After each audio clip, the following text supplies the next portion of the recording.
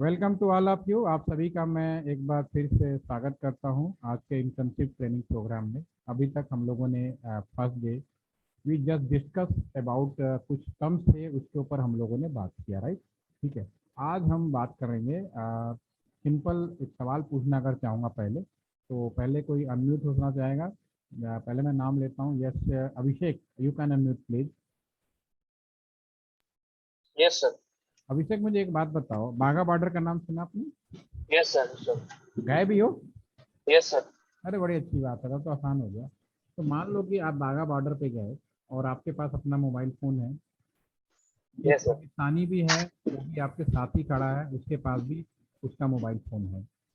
अगर आप अपने मोबाइल फोन से उस पाकिस्तानी को कॉल करोगे तो रास्ता क्या होगा, इसके बारे में कोई आइडिया है आपको?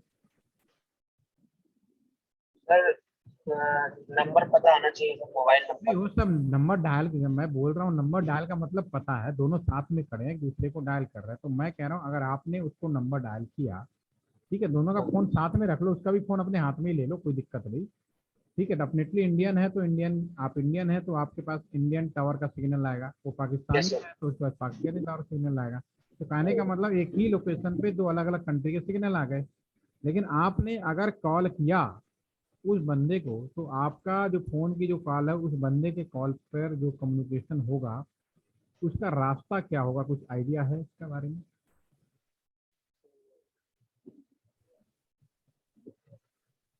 कंफ्यूजन है? Yes sir. कोई बात, एनीवन? और सभी शर्मा, सभी आप, are you there? Yes sir. आपको मेरा सवाल समझ में आया, मैंने क्या पूछा है? Yes sir.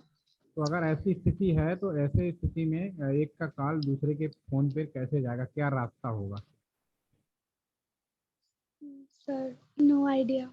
No idea. चलो, घर में ही आपके पास ही आपका ही दो अलग अलग टेलीफोन नंबर है, दो मोबाइल फोन में लगा हुआ है, आप ही का है, ठीक है ना, पड़ोसी का भी नहीं है। मतलब आपने दो फोन लिए हैं, ठीक है, और अपने ही एक फोन से दूसरे फोन पे कॉल कर रहे हो, रास्ता क्या होगा? सर टावर्स के थ्रू। डेफिनेटली आपके मोबाइल पे जो सिग्नल आ रहा है वो टावर से ही आ रहा है, और जब एक ही कंपनी का होगा तो हो सकता है कि एक ही टावर से दोनों का आ रहा हो। Yes sir. तो रास्ता क्या होगा? सिग्नल आ गया, टावर सबको मालूम है टावर से आ रहा है, आपने भी बता दिया, और आगे? आगे तो सर पता नहीं। आगे का कुछ पता नहीं है। चलिए, और कोई बताना चाहे अपने आप, वॉलेंट्री किसी को सर लगता है? यस, समन। सर पहले इंडियन सर्वर से जाएगा, उसके बाद इंडियन सर्वर पाकिस्तानी सर्वर को कांटेक्ट करेगा, फिर वो वापस। चलो कोई बात नहीं, इसको हम एक्सप्लेन करते हैं, थोड़ा टाइम बचेगा, मेरे पास टाइम की थोड़ी शॉर्टेज हो रही है। चलिए, मैं बात सर एक्चुअली सर बोलो बोलो। सर फ्रीक्वेंसी सर मैच होगी सर, तो सर फ्रीक्वेंसी मैचिंग की वजह से सर कांटेक्ट कर पाएंगे देखो सर। देखो, मैंने सर पहले भी ये नहीं बोला था, हमें, आप इंडस्ट्री में जुड़े हो, बहुत ज़्यादा हमें डेंजरस चीज़ में नहीं जाना कि फ्रीक्वेंसी क्या है। दुनिया भर के जो टर्म्स है ना, ये टर्म्स तो हम लोग पढ़ते ही रहते हैं, इसमें कोई बड़ी चीज़ नहीं है, ठीक है ना। तो आपने जो फ्रीक्वेंसी मैच करेगा नहीं करेगा, कोई काम कैसे होगा क्या, वो हम अलग चीज़, हम तो सिंपल सवाल पूछ रहे हैं कि अगर दो लोग खड़े होते हैं सामने, जब कोई शब्द बोलते हैं तो आपके कानों तक कैसे पहुंचता है? हवा के माध्यम से पहुंच जाता, सीधा सीधा रास्ता दिखाई देता है, ठीक है। ऐसे ही दो लोग अलग अलग दूरी पे खड़े हो जाएं, आपके पास साधन हो सकते हैं, मोबाइल फोन, टावर, या बहुत सारे आपका ये जो जूम है, ये भी एक पॉसिबिलिटीज है, ठीक है ना। तो आप सभी यहाँ पे, तो अगर इस केस में अगर मैं आपसे रास्ता पूछने की कोशिश कर रहा हूँ कि कैसे जाएगा, रास्ता क्या क्या होगा, ये हमें जानने की ज़रूरत है। तो चलो हम थोड़ा एक्सप्लेन करते हैं, फिर उसके बाद आपका जो फ्रिक्वेंसी पे हम बात करेंगे। सपोज करो पुराने टाइम में, आप तो नए ज़माने में हो, नया खिलौना मिलता होगा, लेकिन हम जब छोटे थे अपने गांव में थे, तो हम लोग खेल खेला खेलते थे। हम लोग क्या करते थे कि दो खाली डब्बे लिए, डब्बों को छेद किया, और धागे से हमने एक डब्बे से दूसरे डब्बे को बांध दिया, और उसमें मुंह में बोला हाय, एक डब्बे को दूसरे डब्बे को कान में लगाया, तो आवाज़ हमारी जो होती थी, हाय हेलो जो भी हम बोलते थे, उस धागे के माध्यम से कान में सुनाई देता था। कहने का मतलब है, अगर दो सिंपल डब्बों को भी आपस में जोड़ दिया जाए तो आवाज़ का कम्युनिकेशन हो जाता है, एक लोकेशन से दूसरे लोकेशन तक। जो मीडिया है आप देख सकते हो। तो इसी तरह से टेलीफोन भी, अगर दो टेलीफोन आपस में जोड़े जाएं अलग अलग तार से, जब से टेलीफोन की शुरुआत हुई और आज तक, एक वायर जो हमेशा कॉमन रहा उसको हम लोग कॉपर वायर कहते हैं। ठीक है। कॉपर वायर की खासियत ये थी, जैसे कि हम लोग आपस में अगर बिना किसी कोई एक्सटर्नल साधन से बात करें, दो लोग खड़े हैं और एक से दूसरे से अगर बात करने की कोशिश करें, तो हवा में हम लोग 20 से 30 मीटर 50 मीटर तक बात कर सकते हैं। उसी तरह धागे वाली बात करी, उसमें भी हम लोग 2-3 मीटर तक आराम से सुनाई दे सकता है। उसी तरह से अगर दो कॉपर वायर अगर बाद में दो डब्बों के बीच में, तो करीब 5 किलोमीटर दूरी तक हम आवाज को सुन सकते हैं। कॉपर वायर की एक खासियत थी, इस चीज का हम लोगों ने फायदा उठाया। और जब से टेलीफोन की शुरुआत हुई और आज तक कॉपर वायर अलग अलग रूपों में इस्तेमाल किए जाते हैं। कॉपर प्योर होता है, उसके बाद उसमें अलाव मिलाए गए ग्लास के, ये आपके एसिड के, कुछ कैडियम, आज के जो डेट में है कैडियम, एल्युमिनियम भी मिलाया गया इसके बीच में। तो अभी आपके जितने भी अगर कॉपर वायर कोई कम्युनिकेशन अरेंजमेंट है आपके पास में, तो कॉपर एक मिलेगा। तो पहले इसको और मैं एक्सप्लेन करूं तो कॉपर वायर की जो दूरी थी वो 5 किलोमीटर 6 किलोमीटर की थी। जब टेलीफोन शुरू हुआ तो हम लोगों ने कॉपर वायर का ही फायदा उठाया और इसको ध्यान में रखते हुए पूरी दुनिया का टेली कम्युनिकेशन सिस्टम बनाया गया। तो आज की भी डेट में अगर आप किसी एक्सचेंज में जाएंगे तो आपको एक चीज मिलेगा। क्या मिलेगा एक्सचेंज के अंदर? एक आपको स्विच रूम मिलेगा, जो इस तरह से, मतलब आपको अगर कहें कि आ जाओ भैया कि टेलीफोन एक्सचेंज दिखाते हैं, आज विजिट करके आते हैं कि टेलीफोन एक्सचेंज में क्या क्या होता है। तो टेलीफोन एक्सचेंज में एक रूम होगा, एसी रूम होगा, कुछ लोग कंप्यूटर पर बैठे होंगे, ये स्विच रूम कहा जाता है। कुछ लोग ऐसे होंगे, एक रूम अलग होगा जिसमें एमडीएफ रूम होगा, जिसमें केवल वायर वायर होगा। क्या चीज़ हम अभी एक्सप्लेन करेंगे। एक हमारा रूम होगा जो पावर रूम होगा, जिसमें पावर लगे होंगे और बैटरी होगा और जनरेटर आउटसाइडर में लगा होगा। यानी दुनिया में अगर आपके घर में भी लाइट आ रही है और लाइट चली जाए, मेंस फेल हो जाए, तो आपने क्या अरेंजमेंट किया है? मेंस फेल हो जाए तो आप लोगों ने इन्वर्टर लगा रखा होगा, यानी सारा का सारा लोड बैटरी पे आ जाए। घर में हम इस बात का इंतजार कर सकते हैं कि लाइट कब आए कब जाए, कोई फर्क नहीं पड़ता। लेकिन बाहर की दुनिया में हमें इंतजार करना आसान नहीं है, 24 घंटे बिजली चाहिए, तो हम जनरेटर लगा देते हैं। तो लाइट गई, बाय डिफॉल्ट पावर रूम एक इन्वर्टर की तरह होता है, ये बैटरी पे लोड ले आता है। उसके बाद हम जनरेटर चलाते हैं और जनरेटर पे चले जाते हैं, फिर मेंस आता है और फिर मेंस से वापस आ जाता है। तो 24 घंटे दुनिया में कोई भी ऑर्गेनाइजेशन जहाँ पे 24 घंटे पावर सप्लाई की जरूरत होगी, उसमें यही व्यवस्था की गई होगी, इसमें कोई भी शक नहीं होना चाहिए। ठीक है। तो और एक रूम और होगा, ट्रांसमिशन रूम, जो भी स्विच रूम जैसा होगा, उसमें भी कुछ कंप्यूटर जैसे मीटर लगे होंगे और कुछ ट्रैक की खड़ी होगी, तो ये रूम होता है। अब मैं इसको वन बाई वन नेटवर्क समझाने की कोशिश करता हूँ। लोकल वायर का, मान लो अपने घर में, आज भी आप बड़े लकी हैं कि अभी भी हम लैंडलाइन को देख सकते हैं और पुराने लैंडलाइन भी देख सकते हैं। तो आपको मिलेगा एक लैंडलाइन अगर घर में लगाया हुआ है, ठीक है, तो ये घर के अंदर एक बॉक्स सा होता है, लॉजिक बॉक्स। तो इसको हम लोग एलजीयू बोलते हैं, लॉजिक बॉक्स भी कहते हैं, एलजीयू लाइन जैक यूनिट बोलते हैं। तो आपका कॉपर वायर इसमें लगेगा और एक घर के बाहर एक तरह का डीपी लगा होता है पोल पे या दीवार पे। इससे क्या होता है, 10 घरों में आसपास हम लोग इसको जोड़ सकते हैं। ठीक है। उसके बाद हमारा जो ये है यहाँ से पिलर में की तरफ जाएगा। पिलर, रास्ते में आप कहीं मूव करेंगे तो लोहे का एक बॉक्स दिखेगा, तो पिलर होता है। पिलर क्या होता है? बिजली के लाइन में और टेलीफोन के लाइन में एक डिफरेंस है। बिजली के लाइन में क्या होता है, प्लग में, एक ही प्लग में पंखा भी चला लो, ट्यूबलाइट भी चला लो, सब कुछ चला लो, कोई दिक्कत नहीं है।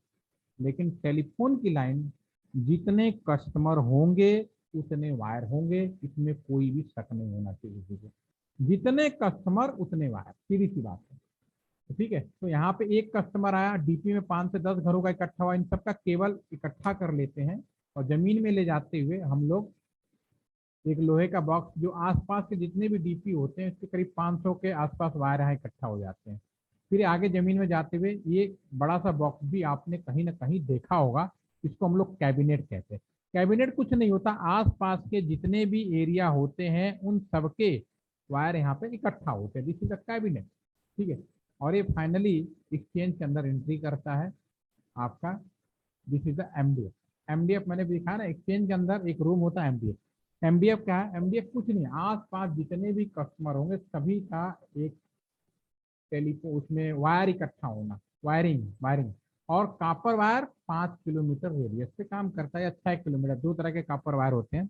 इसीलिए आपने देखा होगा कि हर 4 कदम पर एक बीएसएनएल का टेलीफोन एक्सचेंज है। वो क्यों है? क्योंकि कॉपर वायर की जो लेंथ है वो इतनी पड़ती है। ठीक है, फिर ये आपका फाइनली स्विच रूम में जाता है। ठीक है, अगर मैंने यहाँ पे मान लो ये मिस्टर ए है और एक मिस्टर बी से नंबर मिला रहे हैं, अगर मिस्टर बी का भी वायर इन्हीं में है, इन्हीं वायरों में है, यानी उन्हीं 5 किलोमीटर रेडियस के अंदर और इन्हीं वायरों में है, तो ये जो बी का कस्टमर है ये भी आपका, यहाँ पे पुराने जमाने में ऑपरेटर इंसान बैठे करते थे। उसके बाद ऑपरेटरों के बाद में यहाँ पे बहुत सारे मशीनें लगी, इलेक्ट्रोमैकेनिकल, इलेक्ट्रॉनिक्स, और ये इलेक्ट्रॉनिक्स है और आज के ज़माने में आईपीसी। बाकी लाइनें ज्यों का त्यों हैं, लेकिन अभी भी जो चीज़ें यहाँ पे आपका यहाँ पे इलेक्ट्रॉनिक मशीन लग गई। ठीक है, तो अगर इन्हीं में है तो यहाँ पे पुराने ज़माने में लोग लोकली हाथ से मैनुअली जोड़ देते थे। टेम्पररी बेसिस पर दो लोगों को आपस में जोड़ना ही आपका स्विच कहलाता है, और ये फिर कनेक्ट हो गया MDF, cabinet, pillar, DP. This is the local call.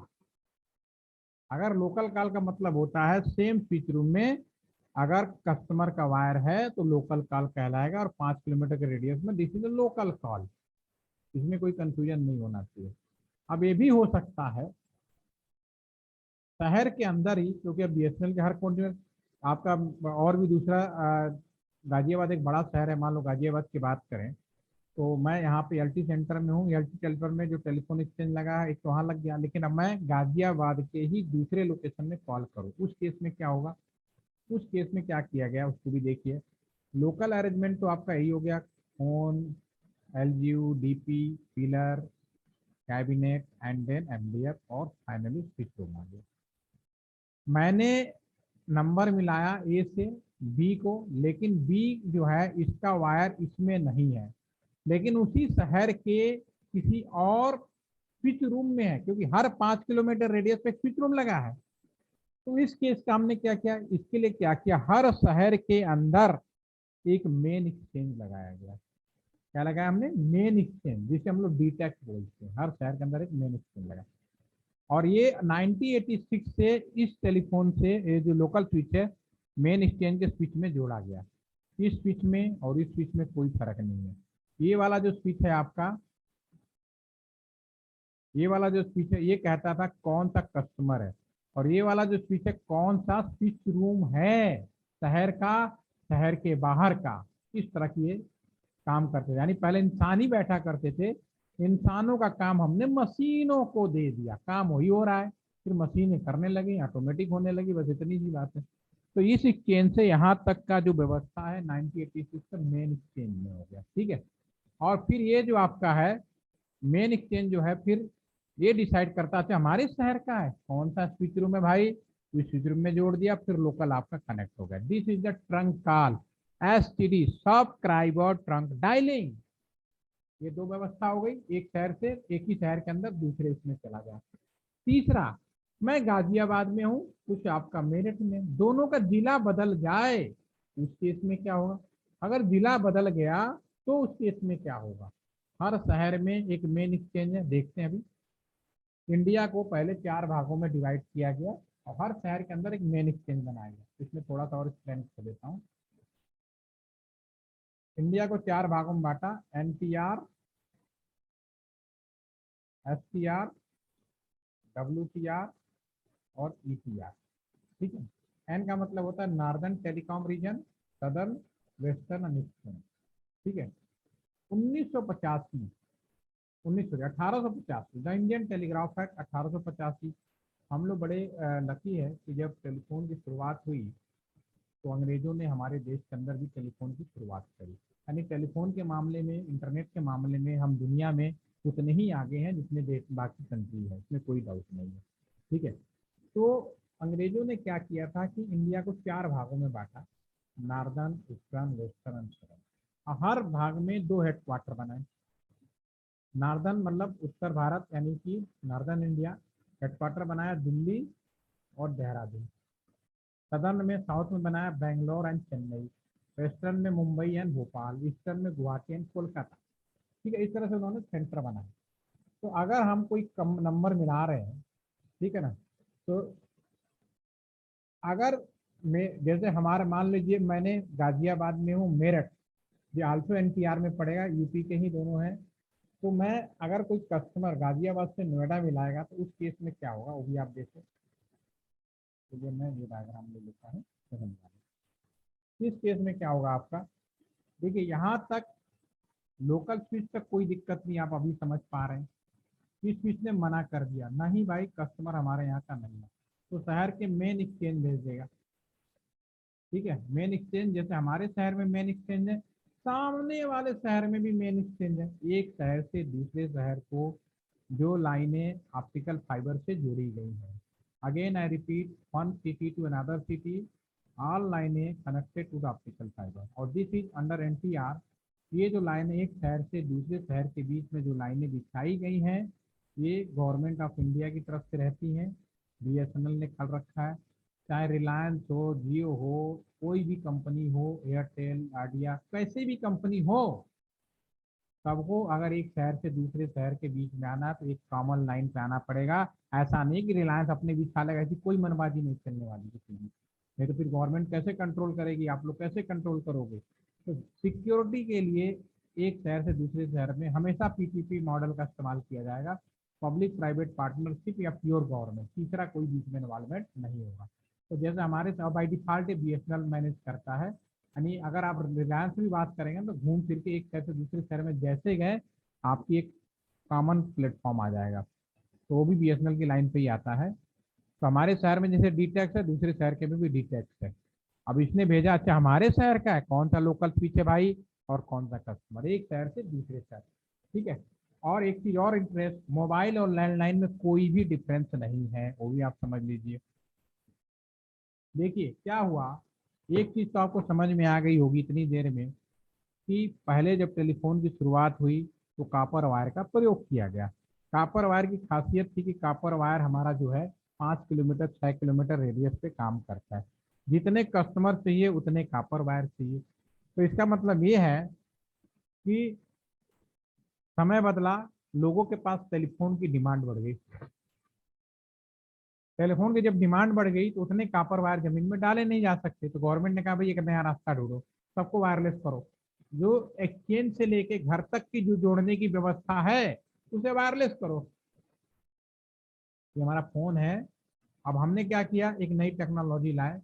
हम आपको दिखाते हैं क्या किया हमने। जो एमडीएफ था इसको हमने बीएससी नाम दे दिया एक नई टेक्नोलॉजी में, और घर से जहाँ कस्टमर से लेकर एमडीएफ तक का जो वायर था उसे रिमूव करके टावर लगा दिया।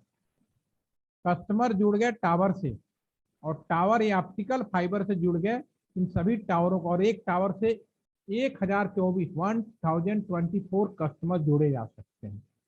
समझ लीजिए, एक टावर लगा और उससे 1024 कस्टमर जोड़ सकते। अभी तक नए में और ज्यादा हो गए, 5G में तो और बहुत ज्यादा हो गए। ठीक है, इससे आप जुड़ गए, तो ये वायरलेस जुड़ गए। और लेकिन ये जो टावर है ये ऑप्टिकल फाइबर से सभी टावरों का इकट्ठा, एमडीएफ का नया नाम बीएससी होगा। नाम बदलने से चीजें नहीं बदला करती। ये स्विच नाम का नाम एमएससी कर दिया। ठीक है, तो अगर कोई कस्टमर मोबाइल से भी मिलेगा तो घूम फिर के इसी तरह के स्विच रूम में जाएगा। अगर यहीं पे है तो लोकल हो जाएगा, नहीं तो फिर वो डीटेक्ट में जाके लैंडलाइन मिला तो लैंडलाइन में जाएगा, मोबाइल मिला है तो दूसरे शहर के जो भी मोबाइल स्विच है वहाँ पे जाएगा। तो आप बिल्कुल क्लियर, इसमें कुछ कंफ्यूजन ही नहीं होना चाहिए, लाइन इज सेम।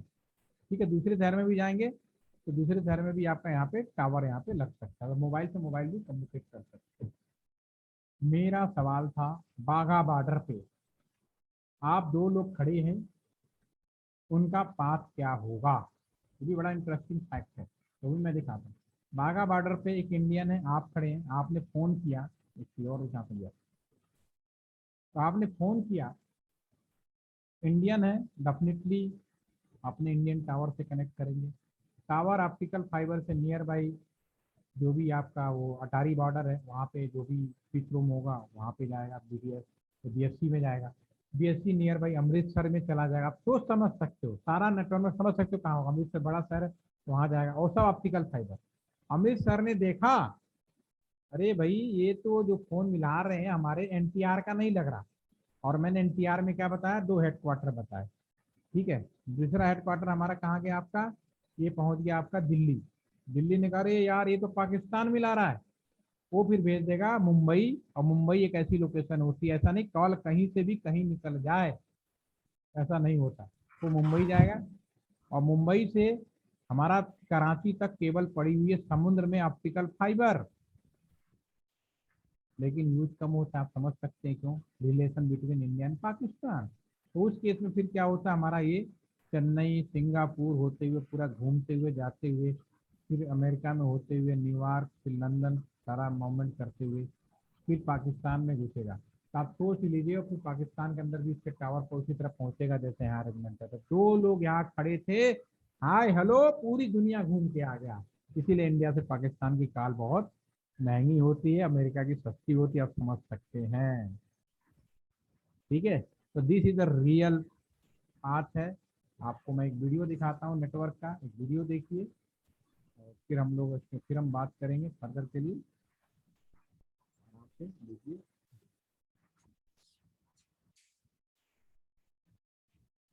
तो इसमें कोई कंफ्यूजन हो रहा हो तो बताएं। अब आप समझ में आ गया। 2 लोग घरों में भी बैठे हैं ना, जैसे मैंने पूछा अभी कभी से कि 2 लोग अगर फोन पास में ही रखे हैं तो उस केस में भी क्या क्या पाथ होगा। तो अब सभी आप बता सकते हो क्या पाथ होगा यस सर। आपका सर जो। पहले तो बताइए। जैसे कि नियर बाय टावर से फिर ऑप्टिकल फाइबर्स के थ्रू जाएगा, और उसके बाद फिर वो देखेंगे कि कौन, अगर हमारे रीजन में होगा तो फिर वो कनेक्ट करके कनेक्ट हो जाएगा फिर उसके स्विच रूम के थ्रू। ठीक है,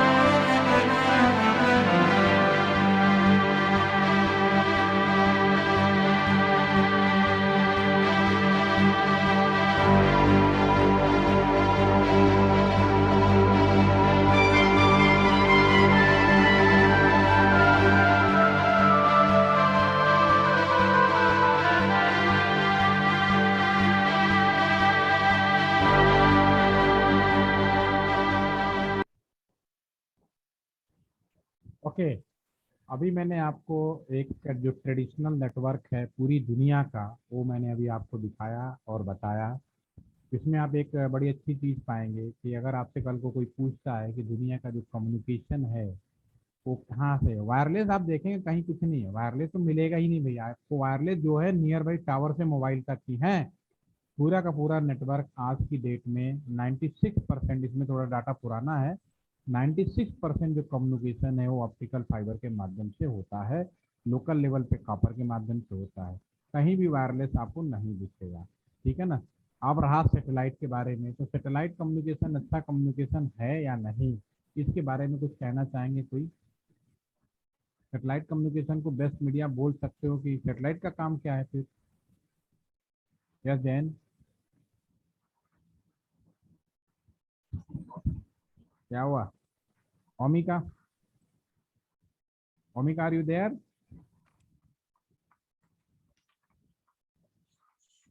सारे लोग हो गए। देखिए एक बात बताऊं, घर में डिश टीवी है आपके पास में, आंधी बारिश तूफान आता है तो क्या होता है अभिषेक? अगर आंधी बारिश तूफान आ जाए और घर में अगर डिश टीवी लगा है तो क्या होगा? सर सिग्नल्स लेक करते हैं, सर सिग्नल्स नहीं आते। लेकिन आपका फेसबुक व्हाट्सएप बंद नहीं होता, उसका कारण है कि सारा नेटवर्क हमारा ऑप्टिकल फाइबर से है। यस। अगर सैटेलाइट पे हम डिपेंड हो जाए तो सबसे बड़ा ड्रॉबैक सैटेलाइट का नेचुरल इंटरफेरेंस है, नंबर 1। दूसरा, एक सैटेलाइट बनाने में कितना समय लगता है? कई साल लगते हैं, यस सर। हेलो ठीक है ना। तो इसीलिए और तीसरा, अगर सैटेलाइट में कोई प्रॉब्लम आ जाए और मान लो आपकी नौकरी लग जाए तो मैं आपको ऊपर को भेज के ठीक नहीं करा सकता। तो सर सैटेलाइट के बहुत बड़े ड्रॉबैक भी हैं, जिसकी वजह से हम लोग सैटेलाइट कम्युनिकेशन को अभी इस्तेमाल में नहीं लाते हैं फॉर कम्युनिकेशन पर्पज। टीवी देखने में कोई प्रॉब्लम नहीं है, आंधी आए सब एंजॉय मौसम का कर रहे हैं, कोई प्रॉब्लम नहीं है, ठीक है। चलिए इसके बारे में और डिस्कस करेंगे, थोड़ा समय का अभाव है तो मैं अभी इतना ही टाइम ले पा रहा हूँ, कोई बात नहीं, इसको कंटिन्यू रखेंगे। और कोई मन में कोई डाउट या क्वेश्चन हो तो आए, इसके बाद में अगला कल हम उसके जो नेक्स्ट नेटवर्क है उसके ऊपर बात करेंगे, ठीक है। Any question? Have a nice day, please message for attendance and leave the session, thank you.